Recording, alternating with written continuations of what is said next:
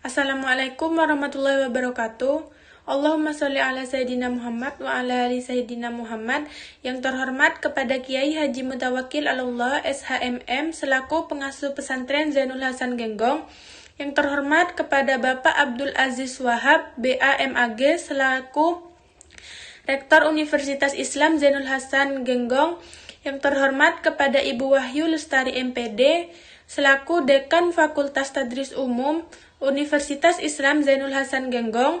Yang terhormat kepada Ibu Eka Rahayu MPD selaku Kaprodi Tadris Matematika Universitas Islam Zainul Hasan Genggong.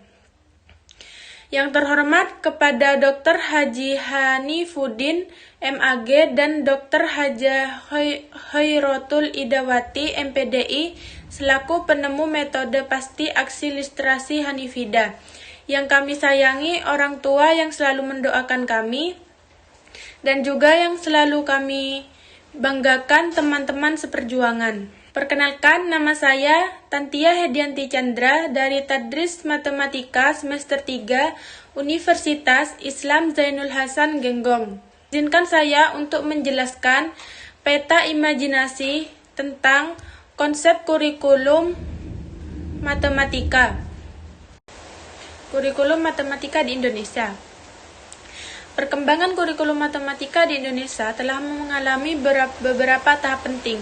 Beberapa poin kunci dalam perkembangan ini adalah yang pertama, kurikulum 2004. Kurikulum 2004 adalah kurikulum yang ditetapkan di Indonesia pada tahun 2004. Berikut ini beberapa poin penting tentang kurikulum 2004. Yang pertama adalah pendekatan kompetensi.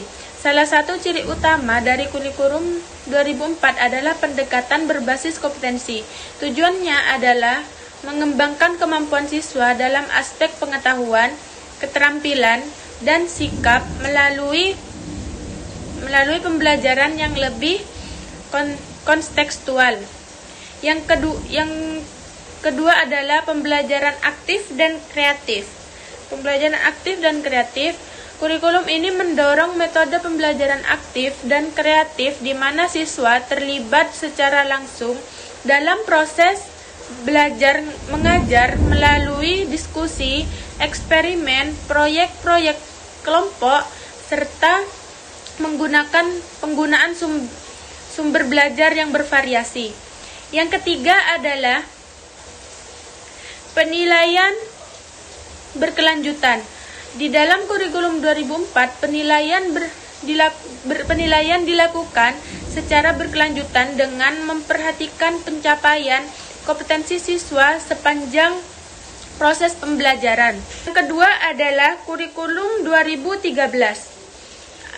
Kurikulum yang diterapkan di Indonesia mulai tahun 2013. Berikut ini beberapa poin penting tentang kurikulum 2013.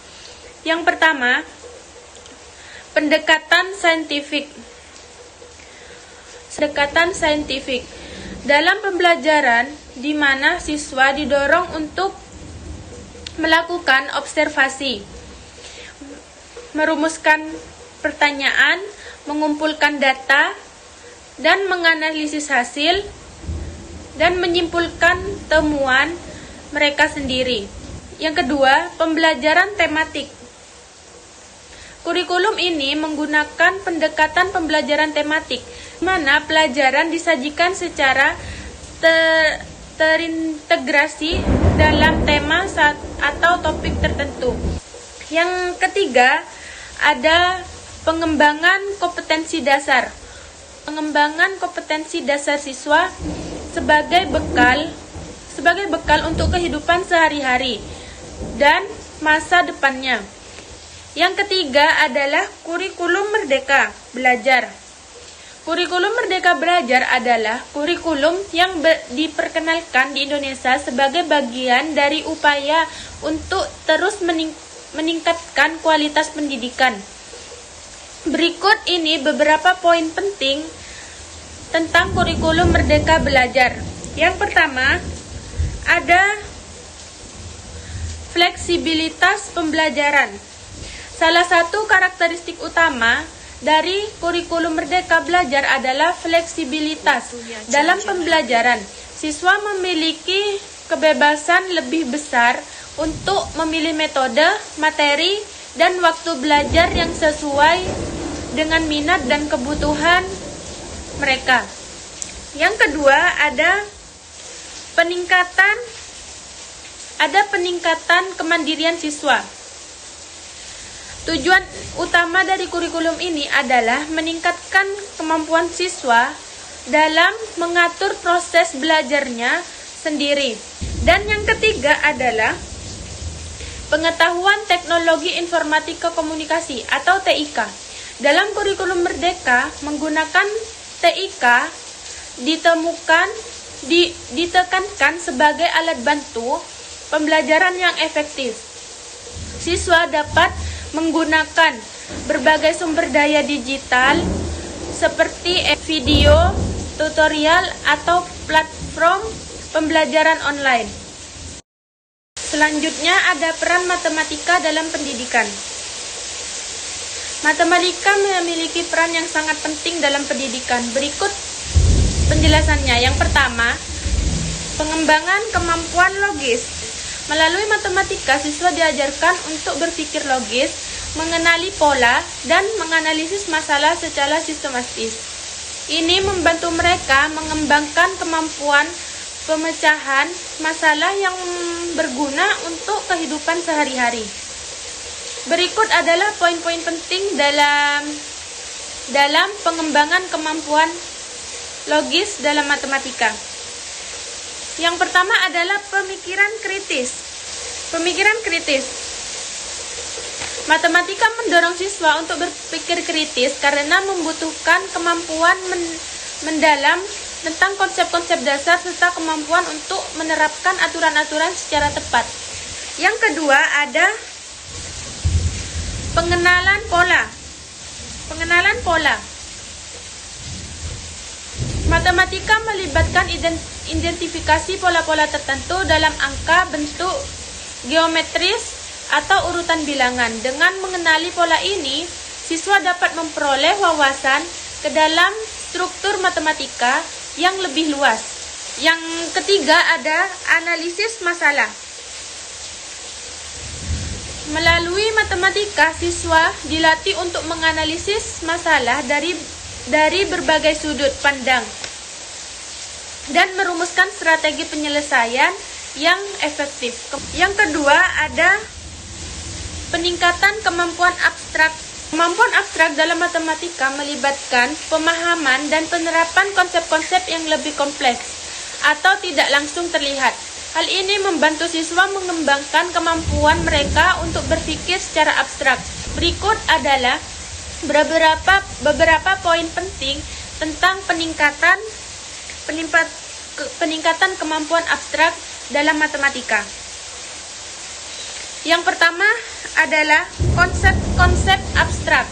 Matematika sering melibatkan konsep-konsep yang tidak dapat diamati dengan indera kita secara langsung, seperti bilangan negatif, ruang multidimensi, atau teorema kompleks. Yang kedua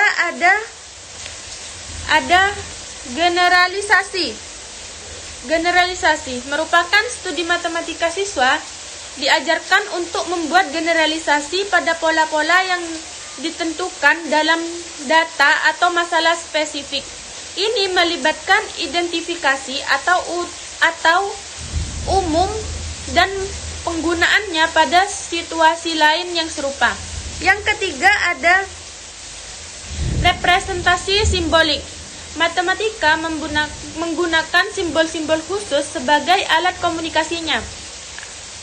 Siswa perlu belajar membaca, menulis, dan memanipulasi soal simbol-simbol ini agar dapat menggambarkan relasi antara objek matematis dengan cara yang lebih formal.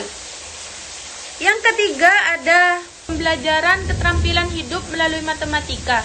Melibatkan pengembangan keterampilan yang dapat diterapkan dalam kehidupan sehari-hari. Yang pertama ada analisis data. Analisis data Matematika membantu siswa mengembangkan kemampuan dalam menganalisis, menginterpretasi, dan menyajikan data secara efektif. Ini termasuk pemahaman konsep statistik, grafik, tabel, dan interpretasi hasil penelitian atau survei. Yang kedua adalah pengolahan informasi studi matematika. Pengolahan informasi studi matematika melibatkan manipulasi angka-angka dan perhitungan yang akurat. Kemampuan ini penting dalam memecahkan masalah praktis seperti mengatur anggaran pribadi, melakukan perhitungan pajak, dan membuat estimasi biaya. Selanjutnya yang terakhir adalah berpikir kritis. Matematika membutuhkan pemecahan masalah berbasis logis serta evaluasi argumen dengan hati-hati untuk mencapai solusi yang benar. Selanjutnya, yang ketiga, kesulitan siswa dalam matematika. Siswa sering mengalami berbagai kesulitan. Beberapa ini diantaranya meliputi pemahaman abstrak. Yang kedua ada pemecahan masalah. Yang ke-C adalah aritmatika dasar. Materi yang keempat adalah perubahan kurikulum pendidikan di Indonesia. Yang pertama adalah kurikulum 1984. Yang kedua adalah kurikulum 1994. Yang ketiga ada kurikulum berbasis kompetensi atau KBK. Yang keempat ada implementasi kurikulum 2013. Yang kelima ada Merdeka Belajar. Sekian dari saya, kurang lebihnya mohon maaf. Wassalamualaikum warahmatullahi wabarakatuh.